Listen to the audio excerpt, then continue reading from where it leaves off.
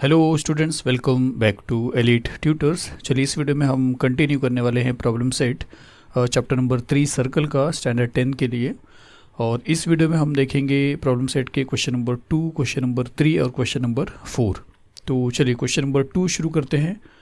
तो question number 2 क्या लिखा है कि line L touches a circle with centre O at point P if radius of the circle is 9 centimetre, answer the following. Question बता रहा हूँ, लेकिन क्या लिखा देखिए, line L touches a circle with centre O at point P. मतलब एक circle है जिसका सेंटर ओ है और उसमें एक लाइन एल है जो टच कर रहा है सर्कल को पॉइंट पी पे, यहाँ पे टच कर रहा है।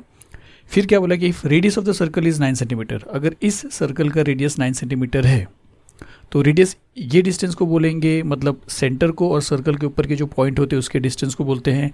कहीं पे भी, यहाँ पे भी 9 सेंटीमीटर, कहीं पे भी, हर जगह पे वो क्या रहेगा, 9 सेंटीमीटर रहेगा। फिर हमसे क्या बोला कि आंसर द फॉलोइंग। तो क्या आंसर देने का आपको, तो आपको 3 क्वेश्चन पूछा है, टोटल आपको 3 क्वेश्चन पूछा है, जिसमें से फर्स्ट क्वेश्चन वो हम देखते हैं कि हमसे पूछा है कि what is the distance between point O P. तो ओ ये है और पी ये है, जो लाइन जो है वो सर्कल को टच किया है, मतलब ये लाइन टेंजेंट है और टेंजेंट का जो पॉइंट है वो पी है और वो सर्कल के ऊपर आएगा। तो इसका डिस्टेंस आपसे पूछा है। तो इसका डिस्टेंस क्या रहेगा, अगर सर्कल के सेंटर को और पॉइंट ऑफ कांटेक्ट को, जो टेंजेंट का पॉइंट ऑफ कांटेक्ट होता है, उसको अगर हम ज्वाइन करते हैं तो वो परपेंडिकुलर होता है। तो परपेंडिकुलर को ही दो डिस्टेंस बोला जाता है स्टूडेंट्स। मतलब ये डिस्टेंस है और इसको अगर आप ध्यान से देखते हो, मतलब ओ से लेके पी तक के डिस्टेंस को अगर आप अच्छे से समझते हो तो ये एक रेडियस ही है, क्योंकि ये रेडियस भी ओ से शुरू होगा और सर्कल के ऊपर के पॉइंट पे आके मिलेगा और सर्कल के ऊपर का जो पॉइंट यहाँ पे आप देख रहे हो वो पी है। तो इसका मतलब है कि जो डिस्टेंस है वो आपको कितना मिलेगा, 9 मिलेगा।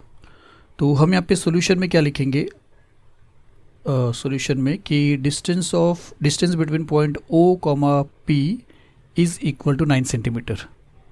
और हमसे पूछा वाई, तो वाई इसलिए मतलब रीज़न उसका ये रहेगा कि हम ऐसा लिख सकते हैं कि radius of the circle is 9 centimetre given है एंड OP इज रेडियस। तो OP रेडियस है और रेडियस आपको 9 सेंटीमीटर दिया है और यही वजह है कि distance between point O comma P is 9 centimetre.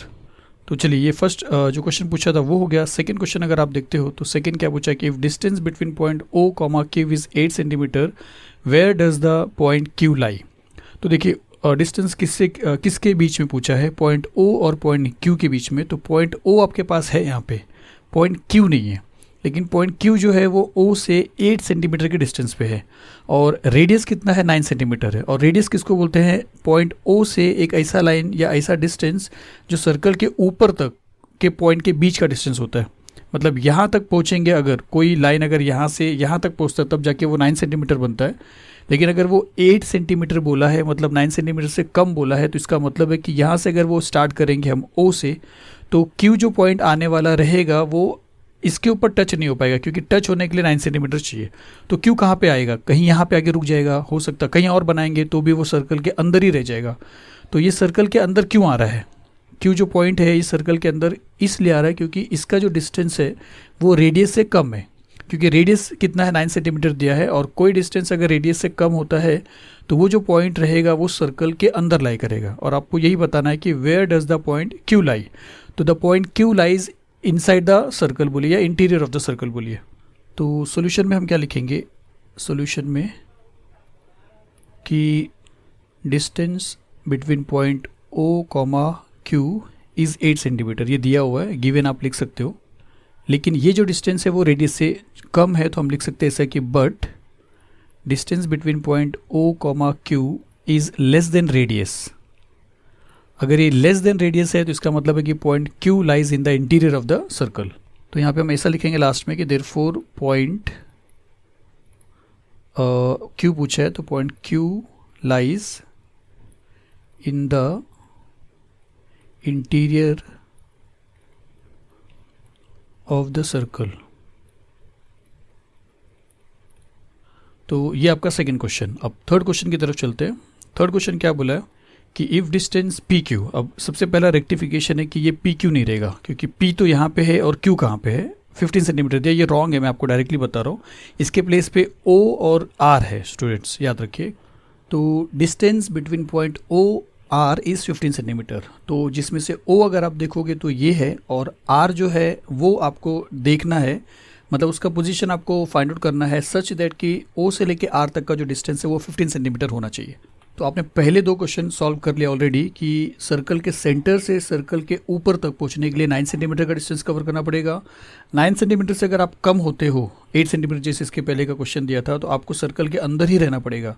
लेकिन 9 सेंटीमीटर से ज़्यादा अगर हो जाते हो, जैसा यहाँ पे दिया 15 सेंटीमीटर, तो ऑब्वियसली आप सर्कल को क्रॉस कर दोगे और सर्कल के बाहर चले जाओगे। तो इसका मतलब है कि distance between point O R जो 15 सेंटीमीटर आपको दिया है, उसमें से R जो पॉइंट रहेगा वो सर्कल के बाहर जाने वाला है। फॉर एग्जांपल अगर हम यहाँ पे देखते हैं, हाँ चलिए थोड़ा ये भी चीज़ देखिए, ये आगे क्वेश्चन क्या लिखा है कि how many locations of point R, मतलब अगर R बाहर चला जाता है तो R कहीं पे भी आ सकता है। मैं इसको थोड़ा सा बताता हूँ, उसके पहले देखिए। फॉर एग्जाम्पल R यहाँ पे आ सकता है, R यहाँ पे आ सकता है, फिर मतलब अगर R देखते हो तो R ऐसे बहुत जगह पोजीशन पे आ सकता है। देखिए यहाँ पे आ सकता है, बहुत जगह पे आ सकता है, पूरा सर्कल को राउंड कर सकता है वो। लेकिन आपसे क्वेश्चन क्या बोला कि how many locations of point R, मतलब ये लोकेशन R का है, ये लोकेशन R का है, ये लोकेशन R का है, ये सब लोकेशन R के हैं क्योंकि 15 सेंटीमीटर है फ्रॉम सेंटर O। लेकिन आपसे क्वेश्चन बोला कि how many locations of point R will lie on line L, अगर इसी पॉइंट को लाइन L पे लोकेट करना हो, L पे, जैसे ये L के बाहर आ गया है, ये L के बाहर आ गया है, तो L पे अगर लोकेट करने का रहेगा तो ऐसे कितने R आएंगे। अगर आपको नहीं समझ रहा है तो ऐसा समझिए कि अगर एक डिस्टेंस यहाँ से हम ड्रॉ करते हैं सच दैट कि 15 सेंटीमीटर है और वो पॉइंट किस पे आ रहा है, R पे आ रहा है, तो एक ये पोजीशन है। तो क्या यहाँ पे देखिए, अब इसके आगे अगर हम करेंगे तो पॉइंट ऊपर आ जाएगा, इसके पहले करेंगे तो पॉइंट नीचे आ जाएगा। मतलब R जो 15 सेंटीमीटर का डिस्टेंस है वो लाइन के ऊपर अगर आने को है तो बस ये एक पॉसिबिलिटी इस तरफ है। लेकिन एट द सेम टाइम एक पॉसिबिलिटी आपको समझ में आएगा कि वो इस तरफ भी आएगा, यहाँ पे भी आ सकता है। मतलब R के 2 ही पॉसिबिलिटीज़ हो सकते हैं जो लाइन L के ऊपर आएगा। लाइन L के बाहर की अगर बात करेंगे तो बहुत सारे इनफाइनाइट R के पोजीशन आ सकते हैं, लेकिन आपसे वो नहीं पूछा है। आपसे पूछा कि how many locations of point R will lie on line L, line L पे आना चाहिए। तो इसका मतलब है कि बाकी सारे चीज़ नहीं होंगे। मतलब लाइन L पे अगर आप देखते हो तो सिर्फ 2 पोजीशन रहेगा, एक ये R और एक ये R, जिसमें से एक को R समझ लीजिए और आप एक को R डैश बोल सकते हो, नाम चेंज कर सकते हो। तो यही यहाँ पे पूछा कि how many locations of point R will lie on line L। तो कितना पोजीशन आ रहा है स्टूडेंट्स, कितना लोकेशन आ रहा है, 2 आ रहा है, एक यहाँ पे और एक यहाँ पे। और फिर तो चलिए इतना अगर आ रहा है तो हम इतना लिख सकते हैं कि if distance between point O, R is 15 centimetre then there are 2 possible locations of point R on line L, one towards the left side of line OP line के इस तरफ, और दूसरा मतलब ये अगर OP लाइन को ड्रॉ करेंगे तो अभी ड्रॉ नहीं किया हमने, एक लेफ्ट साइड में आएगा OP लाइन के और दूसरा क्या आएगा, राइट साइड में आ जाएगा। और let the locations be R and R1, और हमने इसको अज्यूम भी किया कि let the location be R and R1 मतलब R डैश। तो ये जो हमने लिखा है वो यहाँ तक का सोल्यूशन हो गया कि how many locations of point R will lie on line L। फिर आगे क्या पूछा कि at what distance will each of them, ये जो दोनों R है, each of them be from point P। तो अभी P से ये लोग कितने डिस्टेंस पे रहेंगे, R कितने डिस्टेंस पे रहेगा और R डैश कितने पे रहेगा। तो बट ऑब्वियसली आपको एक चीज़ पता होगा कि जितने डिस्टेंस पे R रहेगा P से, उतने डिस्टेंस पे R डैश भी रहेगा P से। तो अब आपको यही फाइंड आउट करना है कि कितने डिस्टेंस पे पॉइंट R जो है या R डैश जो है वो P से है, जो आपका सेकेंड क्वेश्चन है। तो उसके लिए क्या करेंगे स्टूडेंट्स, उसके लिए आपको एक परपेंडिकुलर ड्रॉ करना पड़ेगा, क्योंकि जैसे आप ये परपेंडिकुलर ड्रॉ करोगे यहाँ पे एक राइट एंगल ट्रायंगल बन जाएगा, यहाँ पे भी एक राइट एंगल ट्रायंगल बन जाएगा। और राइट एंगल ट्रायंगल के बाद आप क्या कर सकते हो, पाइथागोरस के फॉर्मूले से आप उसको सॉल्व कर सकते हो। लेकिन उसके लिए देखिए, जैसे ये राइट एंगल ट्रायंगल अगर आप कंसिडर करते हो तो यहाँ पे ये साइड जो है हाइपोटेनस है, जो आपको 15 सेंटीमीटर दिख रहा है, फिर एक बेस है और एक हाइट है, उसमें से दोनों में से एक आपको और चाहिए। तो क्वेश्चन जो मेन क्वेश्चन था उसमें पहले से लिखा था कि if radius of the circle is 9 centimetre, मतलब इसका रेडियस अगर 9 सेंटीमीटर है तो इसका मतलब ये डिस्टेंस भी 9 सेंटीमीटर है, वो आप जानते हो। तो ये 90 सेंटीमीटर है और अगर इस तरफ वाला 90 डिग्री है तो इस तरफ वाला भी 90 डिग्री रहेगा। तो ये राइट एंगल ट्रायंगल के अंदर अगर हाइपोटेनस आपके पास है और हाइट भी आपके पास है तो बेस नहीं है आपके पास, तो पाइथागोरस के फॉर्मूले से हम क्या कर सकते हैं, इसको सॉल्व करके आरपी का वैल्यू निकालेंगे। और उसी तरह तो ये भी मिलेगा, क्योंकि वही हाइपोटेनस है, वही हाइट है, वही बेस मिलेगा। तो एक फाइंड आउट करके हम दूसरा भी बता सकते हैं कि एज इट इज़ वो भी फाइंड आउट किया जा सकता है, या उसका भी वही सेम आंसर रहेगा। तो फाइनली आपको क्या करना है कि हमको पाइथागोरस का फॉर्मूला अप्लाई करना है। तो हम यहाँ पे लिखते हैं कि in right angled triangle OPR by Pythagoras theorem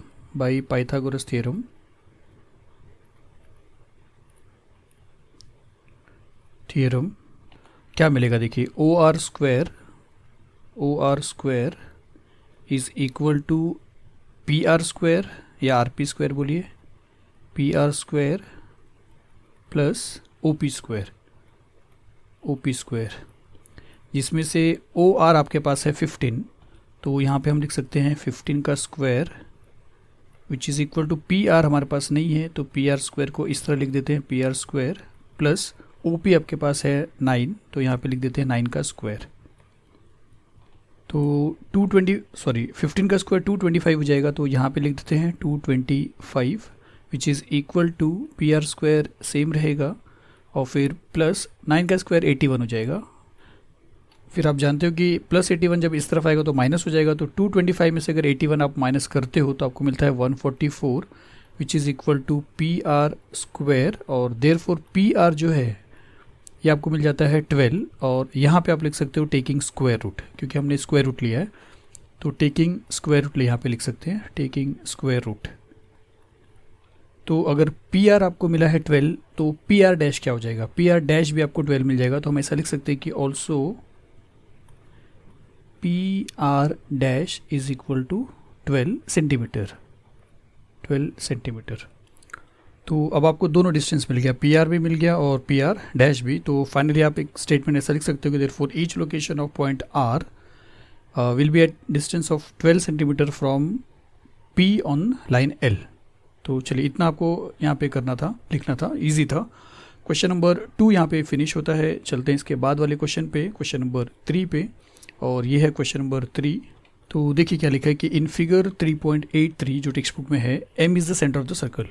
तो ये फिगर टेक्स्ट बुक में है और यहाँ पे क्या बोला कि M is the centre of the circle and segment KL is tangent. KL जो है वो टेंजेंट है, ये टेंजेंट है, याद रखिए, ये अगर ये टेंजेंट है तो ये रेडियस है, और टेंजेंट और रेडियस हमेशा परपेंडिकुलर होते हैं, टेंजेंट थ्योरम से बोल सकते हैं आप शॉर्ट फॉर्म में।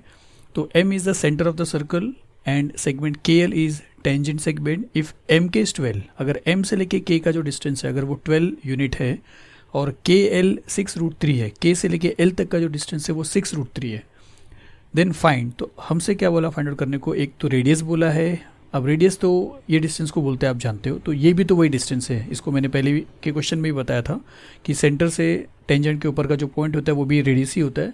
तो ML आपको फाइंड आउट करना है, वही आपका रेडियस हो जाएगा। सेकेंड क्या बोला कि measure of angle K and M। देखिए L का मेजर आप जानते हो कि 90 डिग्री ही होगा। अब M और K इनका मेजर क्या होगा ये भी आपको फाइंड आउट करना है सेकेंड क्वेश्चन में। तो चलिए शुरू करते हैं किस तरह आपको ये फाइंड आउट करना है। तो बट ऑब्वियसली आपको समझ में आगे आ ही गया होगा कि ये एक राइट एंगल ट्राइंगल है जिसमें से एक हाइपोटेनस आपके पास है और एक बेस का वैल्यू आपके पास है। सिर्फ एक हाइट का वैल्यू नहीं मिला जो ट्राइंगल के लिए है, लेकिन वो जो हाइट है वो सर्कल के लिए रेडियस है। और जैसे हाइट आपको मिलेगा पाइथागोरस थ्योरम से राइट एंगल ट्राइंगल का, इसका मतलब है कि आपको मिल जाएगा रेडियस सर्कल के लिए। तो वही आपसे पूछा है। तो पाइथागोरस के फॉर्मूले से लिखेंगे, सॉल्यूशन शुरू करते हैं और लिखते हैं इन ट्राइंगल दिस, मतलब इन triangle MLK angle MLK, triangle MLK angle MLK 90 degree हो जाएगा। क्यों होगा 90 डिग्री? क्योंकि टेंजेंट थ्योरम से आप बोल सकते हो, क्योंकि शॉर्ट फॉर्म में, क्योंकि tangent is always perpendicular to the radius of the circle. तो अगर ये 90 डिग्री होता है तो ये एक राइट एंगल ट्राइंगल है जिसके अंदर आप पाइथागोरस का फॉर्मूला लिख सकते हो। और यहाँ पे हम इसीलिए लिखेंगे देयरफॉर बाय पाइथागोरस थ्योरम। आपको मिलेगा क्या? हाइपोटेनस का स्क्वायर मतलब MK का स्क्वायर। तो MK का square which is equal to, writing please आप फिर से मैनेज करिए, MK का square which is equal to ML square फिर प्लस KL स्क्वायर। MK आपके पास 12 है तो MK का स्क्वायर आपको मिल जाएगा 12 का स्क्वायर। तो 12 का square which is equal to ML square, ML नहीं है आपके पास, ML तो रेडियस है, तो ML स्क्वायर प्लस KL 6√3 है तो 6√3 का स्क्वायर हो जाएगा। फिर 12 का स्क्वायर 144 हो जाता है which is equal to ML square as it is रहेगा, प्लस यहाँ पे 6√3 का स्क्वायर है तो दोनों का स्क्वायर हो जाएगा, तो 6 का स्क्वायर 36 हो जाएगा, मल्टीप्लाई बाय √3 का स्क्वायर √9 का मतलब 3 हो जाएगा, तो यहाँ पे आ जाएगा 3। तो यहाँ पे हो जाएगा 144 which is equal to ml square, फिर प्लस 3 6 18 8 1 3 3 9 और 1 10 108 हो जाएगा। अब 108 जो है ये प्लस है, इस तरफ जाएगा तो माइनस हो जाएगा, तो therefore 144 minus 108 which is equal to ml square. तो 144 में से अगर आप 108 माइनस करोगे तो आपको मिलेगा 36, तो 36 which is equal to ml square, और हम बोल सकते हैं कि देयरफॉर ml जो है वो मिल जाएगा आपको 6, और इसका मतलब है स्क्वायर रूट लिया आपने, और यहाँ पे लिख लीजिए 1 क्योंकि ये वाला सॉल्व कर रहे हैं। तो ml आपको मिल जाता है 6, और अगर ml आपको 6 मिलता है स्क्वायर रूट लेने पे तो यहाँ पे हम लिख सकते हैं कि टेकिंग स्क्वायर रूट पे ml अगर आपको 6 मिलता है इसका मतलब आपको रेडियस मिल गया। तो फाइनली हम ऐसा लिख सकते हैं कि therefore radius of the circle which is ml which is 6 unit. तो ये आपका फर्स्ट क्वेश्चन यहाँ पे फिनिश होता है। अब सेकेंड क्वेश्चन जो है जिसमें आपको एंगल फाइंड आउट करना है, तो एक राइट एंगल ट्राइंगल में या कोई भी ट्राइंगल में तीनों एंगल को प्लस करके कितना होता है 180 होता है, ये आप जानते हो। और यहाँ पे एक एंगल आपको कितना दिया 90 डिग्री, अगर एक एंगल कोई और दिया होता तब आप थर्ड एंगल जो है वो 180 के हिसाब से फाइंड आउट कर सकते थे। पर यहाँ पे प्रॉब्लम क्या हो रहा है कि सिर्फ एक एंगल आपको दिया है, बाकी के दोनों एंगल आपके पास नहीं है। अब आपको वही सोचना है कि दोनों एंगल ना होने के बाद आपको इसको कैसा फाइंड क्रोगे दोनों एंगल। चलिए सेकंड क्वेश्चन सॉल्व करेंगे, आपको समझ में आएगा। उससे पहले एक चीज़ ये देखेंगे कि अगर ये 12 है और ये 6√3 है तो ये जो ml है आपको जो मिला है वो 6 है। तो इस ट्राइंगल के तीनों साइड आपके पास है, उसके बाद आपको एंगल फाइंड आउट करना है। चलिए देखते हैं। चलिए सबसे पहले हम वही करेंगे कि इस ट्राइंगल को लेंगे और लिखेंगे यहाँ पे सेकेंड में कि इन ट्राइंगल MLK। यहाँ पे अगर आप साइड को देखते हो तो ML जो साइड है वो 6 है और MK जो है वो 12 है और MK हाइपोटेनस है। तो अगर हाइपोटेनस 12 है और एक ऐसा साइड है जो हाइपोटेनस का हाफ है 6, तो ये ट्राइंगल 30 60 90 वाला ट्राइंगल होता है। स्टूडेंट्स हमेशा याद रखिए, अगर एक राइट एंगल ट्राइंगल है जिसमें एक एंगल 90 डिग्री है और उसके बाद मेजर को अगर आप देखते हो तो कोई एक ऐसा साइड जो हाइपोटेनस का हाफ होता है तो उसके सामने वाला जो एंगल होता है वो 30 डिग्री होता है। और दूसरा ये √3/2 है, आप इसको √3/2 से भी फाइंड आउट कर सकते हो और ये 60 के सामने रहेगा। हम क्या कर सकते हैं कि अगर हम ये बताते हैं कि this side is half of hypotenuse, तो ये एंगल अगर 30 डिग्री होता है तो ये 30 है, ये 90 है, तो थर्ड एंगल जो रहेगा तीनों को मिला के 180 वाला कंसेप्ट यूज़ करके थर्ड वाला एंगल आप फाइंड आउट कर सकते हो, या 30 60 90 का जो कन्वर्स वाला जो थियरम रहेगा उसके बेस पे भी आप फाइंड आउट कर सकते हो। वो थोड़ा आपको डिफिकल्ट हो सकता है। फिर से आपको बता रहा हूँ कि इस पे मत जाइए, ये साइड आपको इसका जो वैल्यू मिल रहा है वो हाइपोटेनस का हाफ मिल रहा है। तो हम ऐसा लिखेंगे कि इन ट्राइंगल MLK ML जो है ML is half of ML half है MK का। अगर ML MK का हाफ है तो आप डायरेक्टली बोल सकते हो कि देयरफॉर एंगल K, डायरेक्ट बोल सकते हो एंगल K कि एंगल K जो है वो आपको मिलता है 30 डिग्री, क्योंकि हाफ जो होता है हाइपोटेनस का उसके सामने वाला जो साइड उस साइड के सामने वाला जो एंगल होता है वो 30 डिग्री होता है, तो ये आपको मिल जाता है 30 डिग्री। तो ये अगर आपको 30 मिल रहा है, ये 90 है, तो थर्ड वाला निकाल सकते हो। इसका रीज़न आप लिखोगे बाय कन्वर्स ऑफ 30 60 90 थ्योरम। तो यहाँ पे लिख दिया हमने by converse of 30 60 90 degree triangle theorem. और कन्वर्स क्यों लिखा स्टूडेंट्स आपको मालूम होना चाहिए, क्योंकि अगर हमारे पास साइड है और हम एंगल फाइंड आउट करते हैं तो कन्वर्स लिखते हैं, और अगर हमारे पास एंगल होता था 30 60 90 और हम साइड को बताने जाते थे तो हमको लिखना पड़ता था बाय 30 60 90 डिग्री थ्योरम। तो चलिए आपके पास ये एंगल आपको मिल गया 30। अब इस पूरे ट्राइंगल के अंदर तीनों एंगल को अगर आप प्लस करोगे तो 180 होता है, ये आप जानते हो। तो वो कंसेप्ट से हम ये वाला एंगल निकाल सकते हैं, या आप वापस से √3/2 लिख के भी ऐसा बता सकते हो कि LK जो है KL is √3/2 times of hypotenuse. पर वो थोड़ा सा आपको डिफिकल्ट हो सकता है, इसके लिए हम क्या करते हैं 30 60 90 वाला करते हैं। कोई ऐसा हार्ड रूल नहीं कि आपने 30 60 90 लिया तो आपको 30 60 90 से ही थर्ड वाला एंगल भी बताना है। तो यहाँ पे हम लिखेंगे कि in triangle MLK angle M plus angle L plus angle K is equal to 180 degree, और इसका रीज़न रहेगा sum of the measure of all angle of a triangle. तो यहाँ पे लिख देते हैं sum of measure of all angle of triangle is 180 degree, और उसके बाद एंगल M के प्लेस पे आप एंगल M लिखिए, फिर प्लस एंगल L के प्लेस पे आप 90 डिग्री लिख दीजिए, तो 90 डिग्री, फिर प्लस एंगल के प्लेस पे आप 30 डिग्री लीजिए और which is equal to 180 degree, इसको प्लस करेंगे तो देयरफॉर एंगल एम प्लस इन दोनों को प्लस करेंगे तो 120 हो जाएगा, 120 degree which is equal to 180 degree. Therefore angle M which is equal to 180 degree minus 120 degree. Therefore finally लिखेंगे angle M is equal to 60 degree. तो ये आपका हो जाता है एंगल एम जो आपसे पूछा था, बाकी था 60 डिग्री। तो एक 60 हो गया, एंगल एम मिल गया, एंगल के मिल गया और एल ऑलरेडी आपके पास था। तो ये आपको सेकंड क्वेश्चन आपका इस तरह आपको सॉल्व करना है। चलिए थर्ड क्वेश्चन यहाँ पे फिनिश होता है। वीडियो का लास्ट क्वेश्चन देखते हैं, क्वेश्चन नंबर 4 और ये आपका क्वेश्चन नंबर 4 है। और क्या लिखा है इन फिगर 3.84, मतलब इस फिगर में O is the centre of the circle. तो इस सर्कल का जो सेंटर है उसका नाम है O और सेगमेंट AB और segment AC are tangent segment. तो सेगमेंट AB और सेगमेंट AC ये दोनों भी टेंजेंट है स्टूडेंट्स। अगर ये टेंजेंट है, ये एट पॉइंट B पे है और ये एट पॉइंट C पे है, मतलब यहाँ से अगर आप रेडियस को ड्रॉ करोगे तो यहाँ पे 90 डिग्री मिलेगा, यहाँ से भी अगर आप रेडियस को ड्रॉ करोगे तो 90 डिग्री मिलेगा। ये आपको याद रखना है पहले से। फिर क्या लिखा है कि radius of the circle is R। Circle का जो रेडियस है वो R दिया आपको। तो अगर सर्कल का रेडियस यहाँ पे R है तो सर्कल का रेडियस यहाँ पे भी R ही रहेगा, क्योंकि ये भी तो रेडियस ही है। एंड और यहाँ पे अगर आप देखो तो ये भी आपको R मिलेगा। एंड लेंथ ऑफ AB, एक चीज़ और क्या बोला कि AB का जो लेंथ है टेंजेंट सेगमेंट का वो भी R दिया आपको। तो एक ही तो बच रहा है। तो और आपको मालूम है कि अगर एक एक्सटर्नल पॉइंट से अगर आप टेंजेंट ड्रॉ करते हो सर्कल को तो उनका डिस्टेंस, उनका लेंथ क्या होता है, सेम होता है। उसके बाद आपसे क्या बोला कि prove that quadrilateral ABOC is a square. तो ये जो क्वाड्रिलेटरल आप देख रहे हो जो बनता है ये एक स्क्वायर है, ये आपको प्रूव करने को बोला है। अब आपको ये बताना है कि स्क्वायर के चारों साइड देखिए इक्वल होते हैं और चारों एंगल 90 डिग्री के होते हैं। तो चारों साइड की अगर बात करें तो ये आपको R दिख रहा है, ये आपको R दिख रहा है, ये दिया है R, ये भी दिया है, ये भी दिया है। ये जो एक बच रहा है ये भी R होगा। क्यों? क्योंकि ये जो टेंजेंट दो आप देख रहे हो, एक AB और एक AC, ये रे है स्टूडेंट्स। यहाँ पे एक चीज़ और है कि सेगमेंट AB बोला है, रे AB बोलना चाहिए। तो इतना सिली मिस्टेक आप ध्यान मत दीजिए। तो ये दोनों जो रे गए हैं ये टेंजेंट है एक एक्सटर्नल पॉइंट से, पॉइंट A से दो टेंजेंट ड्रॉ हुआ है। और कभी भी एक सर्कल के बाहर के पॉइंट से अगर दो टेंजेंट ड्रॉ होता है तो टेंजेंट और टेंजेंट के पॉइंट का जो बीच का, मतलब ये टेंजेंट आगे नहीं जाता। मालूम है आपको कि टेंजेंट एग्जैक्टली यहाँ से लेके यहीं तक होता है, आगे के पॉइंट को टेंजेंट नहीं बोलते। तो ये दोनों डिस्टेंस इक्वल होता है। Tangents drawn from external points are congruent, ऐसा बोल सकते हो। तो ये अगर R है तो ये भी क्या हो जाएगा, R है। और एक क्वाड्रेटल के अगर चारों साइड इक्वल होते हैं तो फर्स्ट ऑफ ऑल उसको हम बोलते हैं रोम्बस। तो याद रखिए कि किसी भी क्वाड्रेटल के अगर चारों साइड इक्वल है तो सबसे पहला उसका नाम आता है रोम्बस।